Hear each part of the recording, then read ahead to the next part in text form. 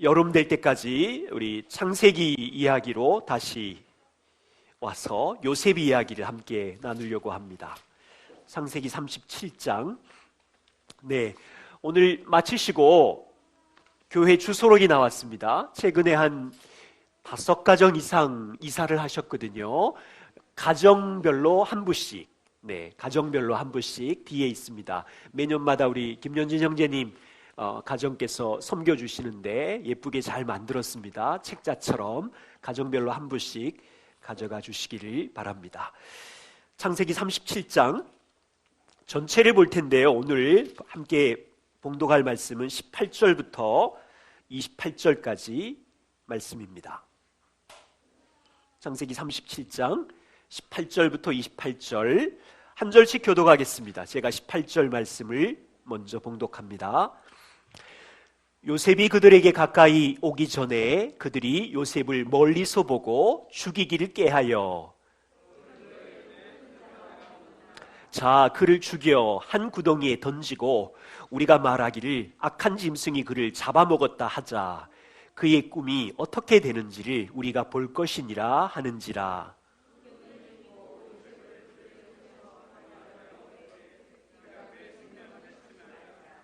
르우벤이 또 그들에게 이르되 피를 흘리지 말라. 그를 광야 그 구덩이에 던지고 손을 그에게 대지 말라 하니 이는 그가 요셉을 그들의 손에서 구출하여 그의 아버지에게로 돌려보내려 함이었더라.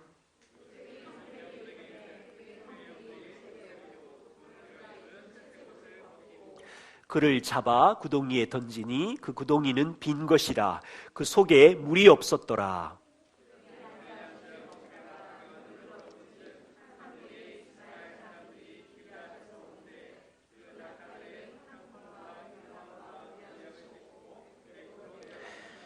유다가 자기 형제에게 이르되 우리가 우리 동생을 죽이고 그의 피를 덮어둔들 무엇이 유익할까?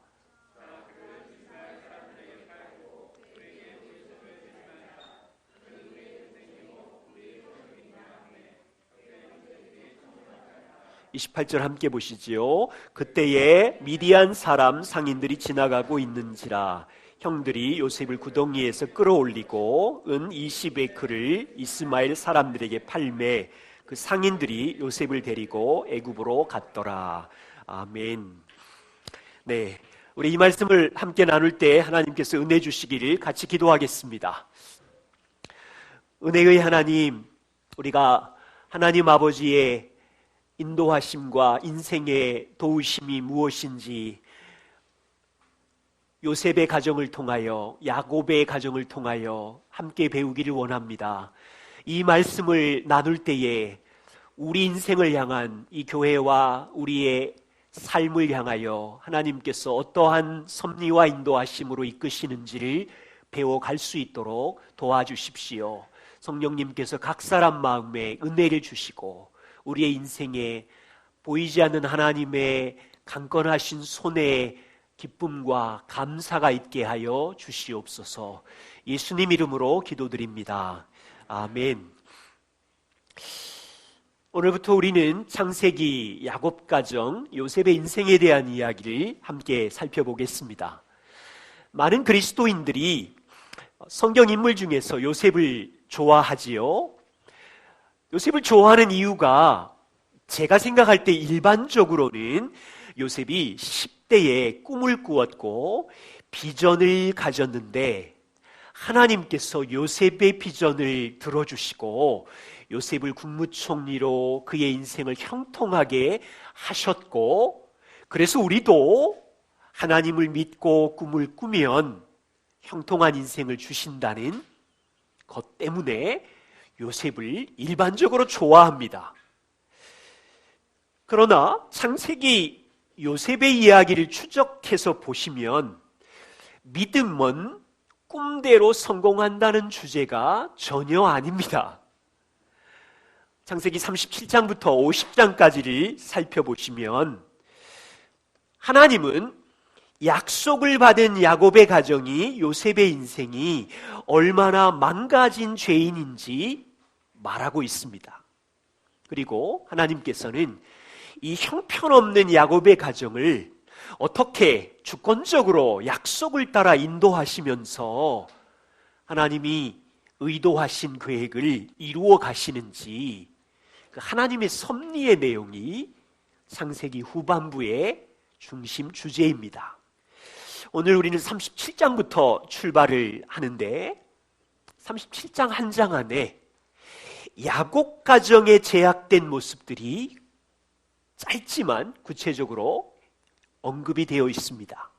또한 이 갈등이 폭발해서 이제 야곱의 자녀들, 요셉의 형제들이 악한 죄성이 발동되어서 그들의 그 의도를 따라서 형제 요셉을 애굽으로 팔아버리는 장면이 창세기 37장에 등장합니다. 우리는 이 말씀을 살펴보면서 우리 가정과 인생에 이해되지 않는 많은 사건들 속에 하나님의 그 신실하신 손길을 우리 삶으로 적용해 보고 싶습니다. 야곱 가정에 제약된 모습 37장에 여러 가지 중에 한 가지는 17세 요셉이 형들의 잘못을 아버지에게 말함으로 나타납니다. 2절을 보십시오. 요셉이 17세의 소년이었는데 그의 형들과 함께 양을 칠 때입니다. 그의 아버지의 아내들 빌하와 실바의 아들들 누굽니까? 단, 납달리, 갓, 아셀 이 네 명과 더불어서 함께 양을 치고 있었는데 요셉이 그들의 잘못을 아버지에게 말하는 걸로 갈등이 시작됩니다. 아시는 것처럼 야곱에게는 4명의 아내가 있었고 12명의 아들과 딸 디나가 있었지요. 사랑하는 아내 라헬은 창세기 36장에서 베냐민을 낳고 죽습니다. 그리고 이 야곱의 12명의 아들들은 이후에 하나님의 약속을 따라 이스라엘 민족의 12지파 족장이 되지요. 오늘 본문에는 요셉은 이 4명의 아들 빌하와 실바의 아들들과 같이 아버지의 양을 치고 있었어요. 그런데 요셉의 눈으로 볼 때 이 4명의 형들의 못된 짓이 잘못을 목격하게 되는 거예요. 그래서 요셉은 형들의 잘못에 동참하지 않고 아마 요셉 입장에서는 아버지에게 이야기하면 아버지가 형들을 도와줄 거라 이 생각을 했는지 아버지에게 잘못을 말합니다. 그런데 형들의 기분은 어떨까요? 요셉의 고자질이 형제 사이에 갈등이 시작되는 거죠. 우리는 자녀를 길러보다 보면 자주 이런 일이 있습니다. 저희 집에는 아들이 둘만 있었는데 둘째가, 이름은 몰라도 되고요, 둘째가 형의 잘못을 고자질해서 형이 부모에게 야단을 듣게 됨으로 인해서 평안해진 게 아니라 더 복잡해졌어요. 형이 여러 상황을 만들어 억울함을 토로하며 동생을 여러 가지 방법으로 끊임없이 괴롭힘으로 갈등이 일어나는 일이 많았습니다. 두 번째는 아버지 야곱이 요셉만 특별하게 사랑하는 편애가 가정 안에 극심한 갈등을 가져옵니다. 여러분 3절과 4절을 보십시오. 요셉은 노년에 얻은 요셉 아들이기에 이스라엘은 야곱이지요. 이스라엘이 여러 아들들보다 요셉을 더 사랑하여 채색 옷을 지어 입혔는데 그의 형들이 아버지가 형들보다 요셉을 더 사랑함을 보고 요셉을 미워하여 이제 요셉하고 편안하게 말을 할 수 없을 정도로 갈등이 생긴 거예요.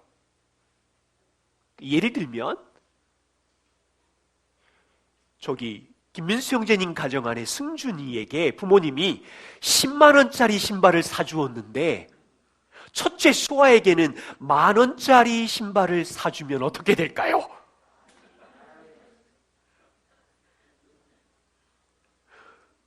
부모의 편에는 자녀들끼리 싸움을 유발하겠지요. 물론 부모님에게는 이유가 있었을 거예요. 승준이의 발이 평발이라서 아파가지고 얘한테는 10만 원짜리 신발이 필요해서 사주었지만, 그래서 부모님들은 잘 설명을 해야 되겠지요.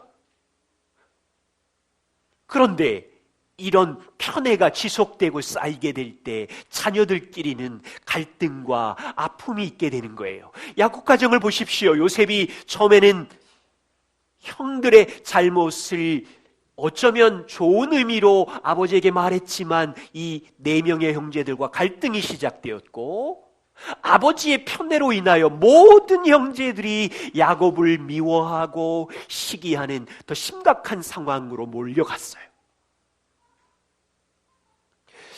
그런데 이 편에는 안타까운 일이 있어요. 야곱 아버지의 편에는, 야곱의 아버지의 편에는 야곱의 부모님하고 비슷해요. 창세기 25장 8절, 여러분 야곱의 이야기를 보셨을 텐데, 야곱의 아버지 이삭은 누구를 편애했어요? 아들 에서를 편애했어요. 에서가 사냥을 좋아하고 몸집이 좋고 남자답기 때문에 아버지 이삭은 첫째 에서를 유독 편애하면서 사랑했고, 어머니는 둘째 야곱을 극진히 사랑했어요. 이 야곱 부모님 이삭과 리브가의 편애 때문에 아들 에서는 동생 야곱을 죽이려고 했었고, 야곱은 형을 피해 멀리 20년 동안 외삼촌 집에 도망가서 살게 되었어요. 이 일로 인하여 야곱은 정말 사랑하는 어머니 리브가가 죽는 것도 보지 못하는 고통을 겪게 되었죠. 그런데 보세요. 야곱은 아버지 이삭처럼 또 동일하게 자식을 편애하고 있어요. 이 부모의 죄로 인하여 야곱의 형제들은 요셉을 미워하게 되었고, 요셉을 애굽으로 팔아버리게 되는 일이 있어요. 이 부모의 야곱의 죄는 23년 동안 야곱은 더 이상 아들을 보지 못해요. 아니, 아들이 죽은 줄 알고 23년 동안 고통을 당해요. 야곱의 편애로 자녀들이 고통을 당하는 책임은 야곱의 죄인데 대가를 당하는 거지요. 물론 하나님은 아버지 야곱의 편애의 죄에도 불구하고 야곱의 가정을 인도하고 계시지요. 세 번째입니다. 요셉의 꿈 때문에 이 가정이 난리가 나요. 단체로 요셉을 더욱 미워해요. 2번 꿈을 꾸지요. 여러분 6절과 7절에 보면 요셉이 한 번은 곡식단의 꿈을 꿉니다. 요셉이 형들에게 말해요. 내가 꾼 꿈을 들어보십시오. 꿈속에 우리가 밭에서 곡식단을 묶었는데 내 단은 중앙에 있고 당신들의 단이 내 단을 둘러서서 절하더이다. 그러자 형들의 반응이 어떻습니까? 8절에 보면 형들이 화가 나서 내가 참으로 우리의 왕이 되려고 하느냐, 우리를 다스리려고 하느냐. 그의 꿈으로 인하여 형들은 요셉을 미워하지요. 요셉이 다시 꿈을 꿉니다. 9절에 보세요. 요셉이 내가 또 꿈을 꾼즉 해와 달과 11별이 내게 절하더이다. 무슨 말이에요? 아버지도 어머니도 형제들도 자기에게 절한대요. 그러자 형들이 더욱 분노해서 5절과 11절에 보십시오. 나와 내 어머니와 내 형들이 너에게 땅에 엎드려 절한다는 말이냐? 이 꿈이 요셉과 형제들 사이에 미움을 더 증폭시키고, 사실이요, 성경, 우리에게 있는 이 하나님의 말씀 성경이 없는 고대 시대 때는 하나님께서 아브라함에게, 야곱에게, 요셉에게 꿈으로 말씀하셨어요. 야곱에게는 베델에서 사닥다리 꿈으로 그에게 하나님의 약속을 말씀하셨고, 요셉에게도 예언적인 꿈을 주셨는데, 문제는 형들의 반응이 이 꿈으로 인하여 시기심이 가득한 거예요. 사실은 야곱이 아버지로서 요셉의 꿈을 잘 분별할 수 있도록 형제들을 잘 설득하고 설명하고 하나님의 비전을 볼 수 있도록 도와주었어야 되는데 그렇게 못하자 형들은 단체로 시기심 때문에 요셉을 미워하기 시작하는 거예요. 여러분, 놀라운 것은 3800년 전에 야곱의 가정이랑 오늘날 우리의 가정이랑 별로 다르지 않아요. 비슷해요. 야곱의 가정의 죄의 고통이나 2020년을 사는 우리 가정의 모습이 얼마나 닮아 있습니까? 우리가 기억해야 될 것은 야곱의 가정이 죄인들의 냄새가 진동을 하고 있지만 세상에 다른 가정과 다른 것이 있다면 야곱의 가정은 하나님의 약속대로 선택을 받은 가정이고 그래서 하나님께서 야곱의 가정을 보호하시고 인도하시고 다스리고 있다는 차이인지요. 요셉의 형들의 시기심과 미움이 계속되고 있지만 하나님의 은혜 아래 이 가정은 있고요. 야곱의 아버지 편애의 죄가 진동하고 있지만 하나님은 약속을 따라 이 가정을 이끌고 있고요. 요셉에게 놀라운 예언적인 하나님의 말씀을 주셨지만 형제들은 이 하나님의 말씀을 우습게 여기며 반항하고 있지만 하나님은 이 꿈을 이루어 가시는 중에 있는 거지요. 야곱 가정에 하나님의 선택을 받았고 하나님의 약속이 있지만 끔찍한 갈등과 날마다의 전쟁 속에 있지만 우리가 보는 창세기의 눈은 하나님은 변함없이 이 망가진 가정을 향하여 온 인류를 구원할 계획을 갖고 계시고 약속을 이루어가고 계시고 지금도 인도해 가고 있다는 사실이에요.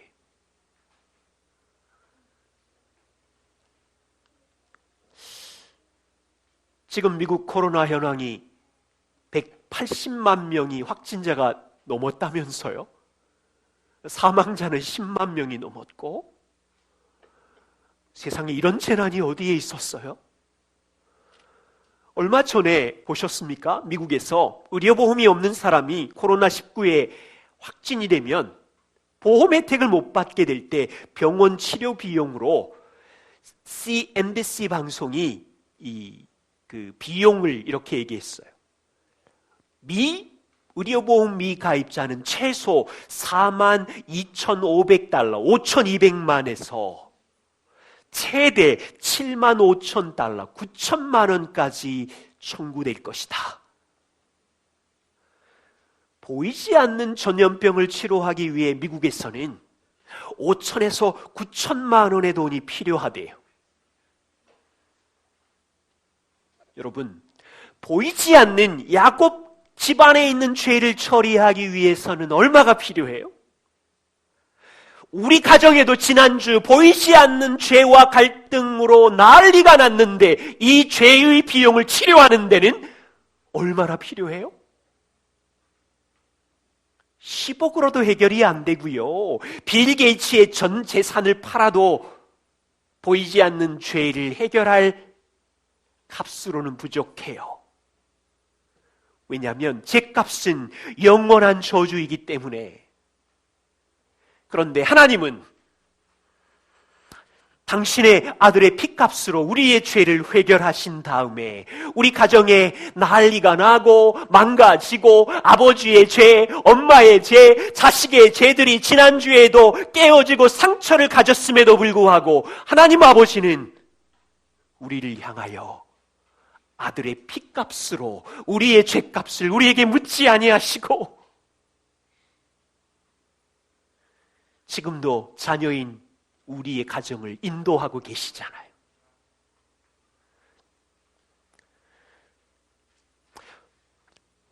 오늘 이 본문 보시면 인간의 제약된 의도와 하나님의 보이지 않는 손길이 부딪히고 있습니다. 이 전반부는 요셉과 형들의 갈등이 등장하고 있고, 후반부 12절부터 36절에 가면 이 갈등의 결과로 형들이 요셉을 애굽에 파는 사건이 등장합니다. 그 시작은 아버지 야곱이 요셉을 형들에게 이제 보내는 걸로 시작을 해요. 형들이 세겜이라는 곳에 아버지의 양들을 데리고 가서 돌보고 있는 중에 있었어요. 세겜이 무슨 장소인지 아세요? 왜 요셉을 보냈을까요? 야곱 집안에는 잊을 수 없는 장소가 세겜이에요. 얼마 전에 창세기 34장에 시간적으로는 몇 달인지 몇 년인지 모르지만 야곱의 딸 디나가 세겜에서 세겜의 추장 세겜에게 수치를 당하고, 야곱의 아들들이 분노가 극에 달해서 세겜 사람들을 약탈하고 남자들을 다 죽였던 장소가 세겜이지요. 아버지 야곱은 염려가 된 거예요. 아들들이 잘 지낼까? 양떼들이 잘 있을까? 고민이 돼서 헤브론에서 지내고 있었는데 요셉 아들을 80km 떨어진 세겜에 요셉을 보내는 거예요. 자, 18절에 보세요. 우여곡절 후에 이제 요셉이 형들을 찾아서 바로 형들 앞에 가기 직전에 18절에 요셉이 그들에게 가까이 오기 전에 형들이 요셉을 멀리서 보고, 자, 저는요 깜짝 놀랐어요. 지금 집을 떠난 지 몇 주가 됐든지 몇 달이 됐잖아요. 그러면 오랜만에 보는 동생이면 반가워해야 되잖아요. 야, 동생 왔다 그러고 막 좋아해야 되는데, 요셉을 보자마자 저기 꿈꾸는 자가 온다. 자, 그를 죽이자. 구덩이에 던지고 우리가 말하기를 이제 악한 짐승이 요셉을 잡아먹었다고 하자. 그렇게 되면 그놈의 꿈이 어떻게 되는지 우리가 볼 것이다. 무서운 음모를 꾸미는 거예요. 저는요 깜짝 놀랐어요. 아니, 여러 날을 형제들이 떨어져 있으면 형들 마음속에는 요셉을 환영해야 되는데, 떨어져 있는 동안도 요셉 형제들의 마음속에는 미움으로 가득 차 있었고, 기회가 오자 그 마음이 바깥으로 튀어나온 거예요. 꿈꾸는 자가 온다.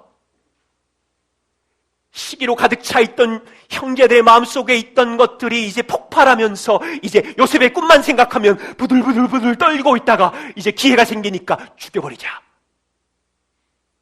인간의 죄성이 여기 막 숨어 있는 거예요. 형들의 죄악이지요. 그들의 책임이에요. 마음에 있던 죄가 그냥 튀어나왔을 뿐이에요. 형들의 악한 의도에 하나님의 간섭하심은 어디에 있습니까? 창세기 37장에는 한 번도 하나님이라는 단어가 없어요. 하나님이 말씀하시기를, 하나님이 감동하사, 없어요.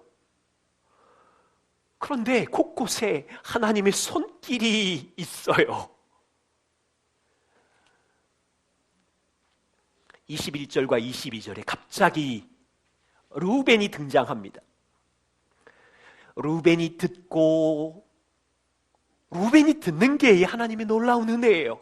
요셉을 그들의 손에서 구원하려 하여 이르되 우리가 요셉의 생명을 해치지 말자. 르우벤이 또 말하기를 절대로 피를 흘리지 말자. 그를 광야 구덩이에 그냥 던져놓기만 하고 위협만 하자. 그가 요셉을 그들의 손에서 구원하여 아버지에게로 돌려보내려고 함이었더라. 르우벤은 야곱의 장남이지요. 형제들이 요셉을 죽이려는 음모를 들었고 반대했어요. 그래서 요셉의 생명을 해치지 말고 아버지에게 돌려보내자고 제안을 한 거예요.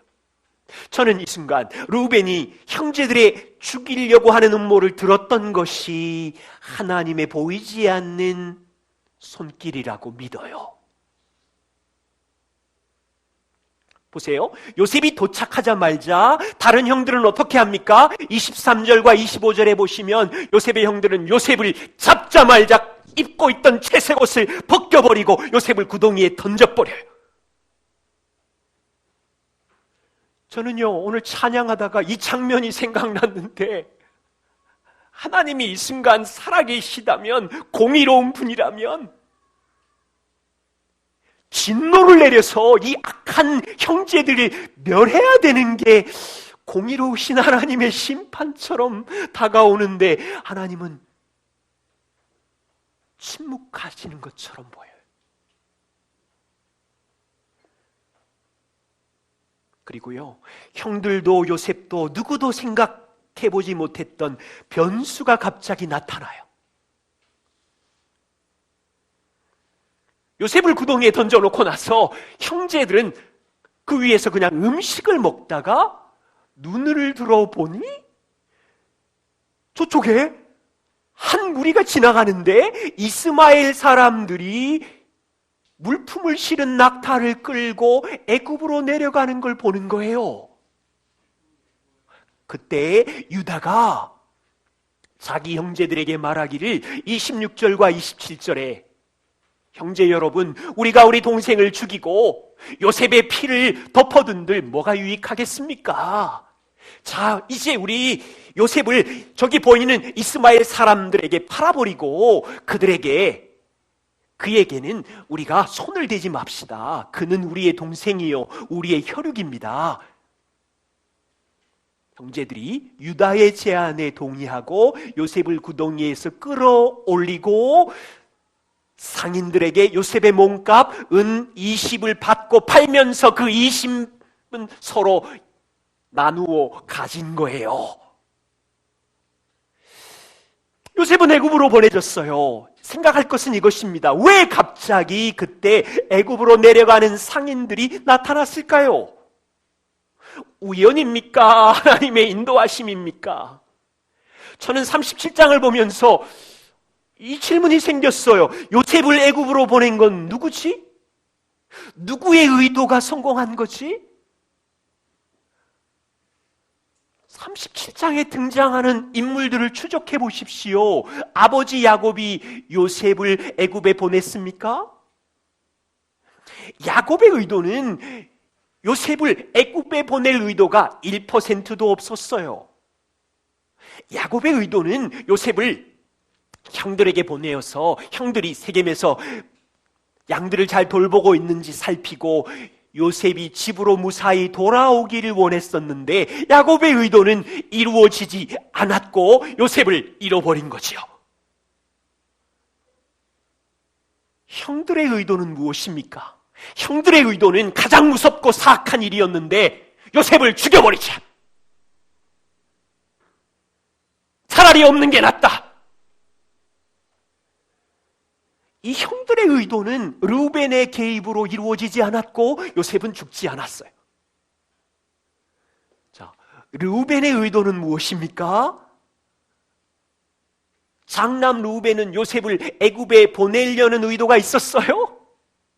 1도 없었어요. 르우벤의 의도는 아버지를 위해서 요셉을 살려서 무사히 집으로 돌려보내는 거였어요. 그런데 르우벤이 잠시 자리를 비운 사이에 형제들의 요셉을 상인에게 팔아버린 거예요. 29절에 보세요. 요셉이 없는 것을 알고 르우벤은 옷을 찢으며 통곡하면서 르우벤의 의도도 꽝 틀렸어요. 유다의 의도는 무엇입니까? 요셉을 애굽에 보내는 의도는 1도 없었어요. 유다는 혈육인 동생을 죽이면 피를 묻히면 죄책감이 크잖아요. 피를 흘리지 말고 그냥 팔아버리자. 돈이나 챙기자. 우리 유익만 구하자. 그게 유다의 의도예요. 그러면 마지막 등장하는 요셉은 애굽에 가고 싶었어요? 1도 없어요.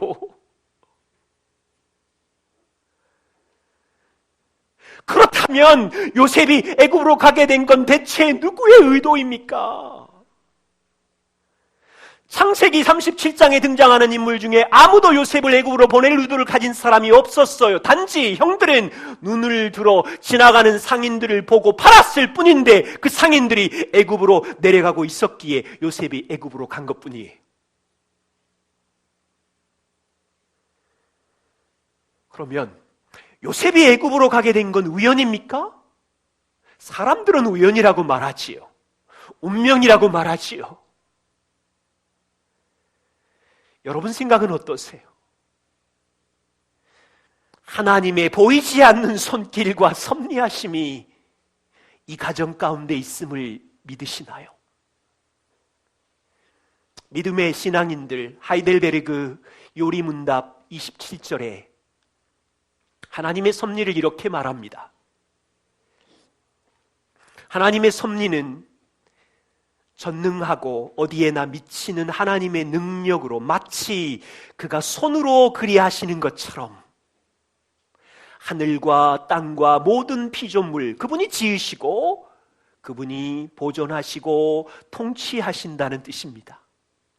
피조물의 작은 것, 꽃잎이나 풀잎이나 비나 가뭄이나 풍년과 흉년, 먹을 것과 마실 것, 건강이나 질병, 부나 가난, 참으로 이 모든 것들이 우연에 의해서 된 것이 아니라 우리의 아버지이신 하나님의 손길로부터 우리에게 주어지는 것입니다.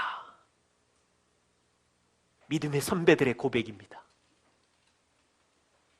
그렇다면 창세기 37장에 하나님이라는 단어는 한 번도 등장하지 않고 있지만 하나님은 야곱 가정을 전능한 능력의 손으로 모든 것을 인도하고 있다는 것이 보이나요?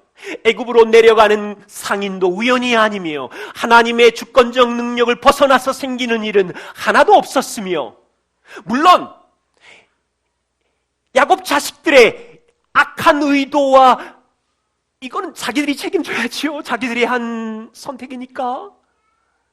지금 이 본문에 인간들의 악한 의도와 서로 다른 의도들이 충돌하고 있음에도 불구하고 요셉을 애굽으로 보내시는 분은 100% 하나님의 손길이며 의도라는 겁니다.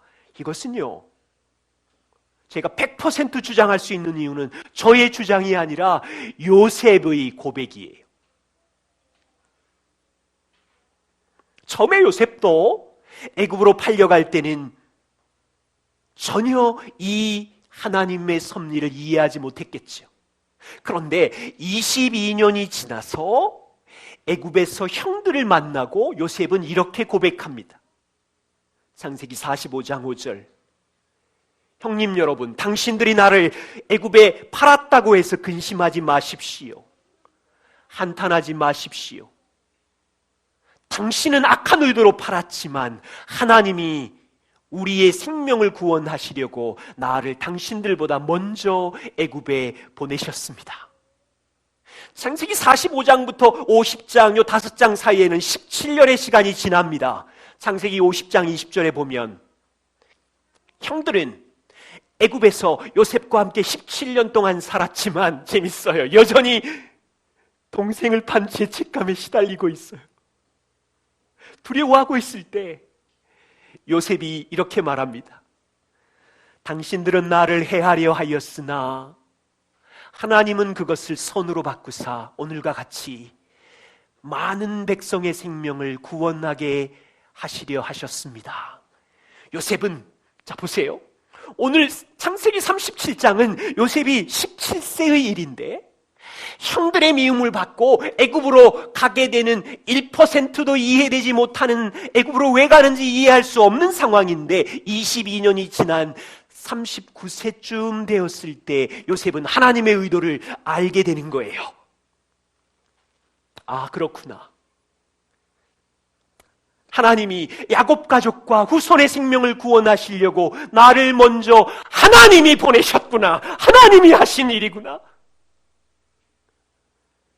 17년이 지났어요. 창세기 50장, 요셉의 나이가 56세쯤 되었을 때 요셉은 하나님의 섭리를 더욱 선명하게 깨닫게 되는 거예요. 당신들은 여전히 죄책감에 시달리고 있지만 염려하지 마십시오. 하나님은 당신들의 악을 선으로 바꾸셔서 오늘과 같이 이렇게 우리의 가정을, 우리까지 포함되는 거예요. 생명을 구원하시려고 하나님이 하셨습니다.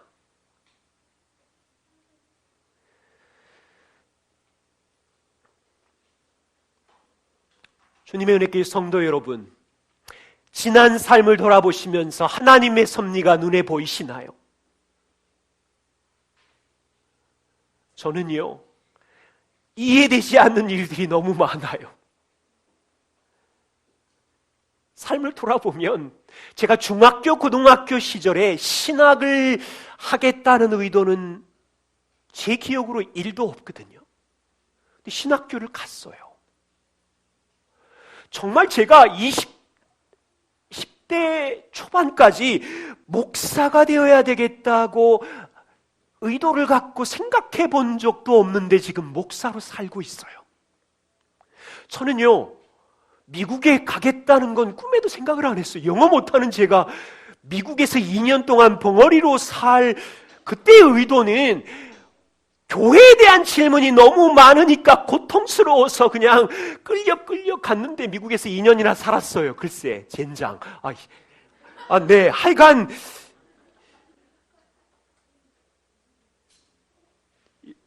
저는 한 번도 교회 개척을 스스로 생각해 본 적이 없어요. 정말 없어요. 저같이 안정적인 사람은 그런 DNA가 없어요. 그런데 제가 지금 교회 개척을 하고 있어요.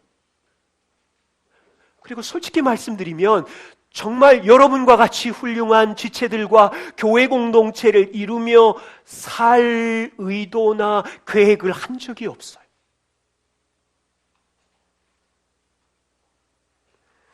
하나님의 손길에 대해서는 30대까지는 어렴풋하게 한두 가지 정도 참 이렇게 인도하셨나 봐라고 생각했지만 38 이후 지난 15년 동안 제가 경험한 하나님의 섭리와 인도하심은 제 계획대로 된 것이 별로 없지만 얼마나 섬세하시고 얼마나 놀라우시고 명쾌하신지 조각과 퍼즐이 맞춰지면서 지금은 기절할 정도로 하나님의 선하심과 인자하심과 능력의 손길로 내 삶을 이끄셨습니다. 소름이 돋을 정도예요.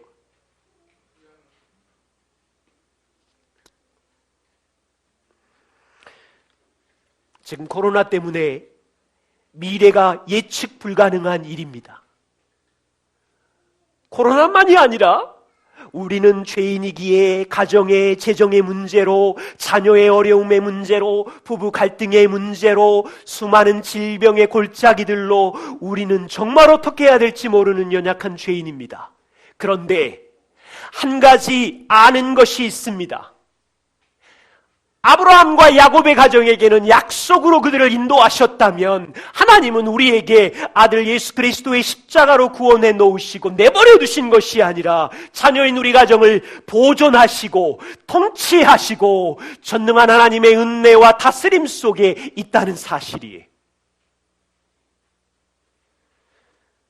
창세기 37장을 인간적인 눈으로 보십시오. 야곱 가정은 정말로 형편이 없습니다. 세상 사람들의 가정하고 별로 다르지 않습니다. 형들이 단체로 동생을 죽이려고 합니다. 팔아버립니다. 단체로 아버지를 이 순간부터 23년 동안 아들 요셉이 죽었다고 형들 10명이 아버지를 23년 동안 속이고 가족 비밀로 붙들고 있었어요. 세상에 이런 망가진 가정이 어디 있어요? 이렇게 망가진 가정도 하나님의 보이지 않는 은혜의 손으로 이끌고 가시는 거예요. 그렇다면 하나님이 십자가와 부활로 복음으로 자녀되었다고 믿는 여러분, 하나님의 능하신 주권적인 손 아래 우리의 인생이 잡혀 있다는 것을 아시나요? 형통한 날만 하나님의 돌보심 아래 있는 것이 아니라 망가진 날, 가장 나쁜 날도 하나님의 보이지 않는 능력의 은혜의 손 아래 우리의 인생이 진행되고 있다는 믿음이 있어야 평안도 하고 감정도 줄이고 약속을 따라 걸을 수 있잖아요. 이렇게 하십시다. 폭풍이 몰려와 봐라. 가시가 돋쳐봐라. 나는 하나님을 의지할 것이다. 기도하겠습니다.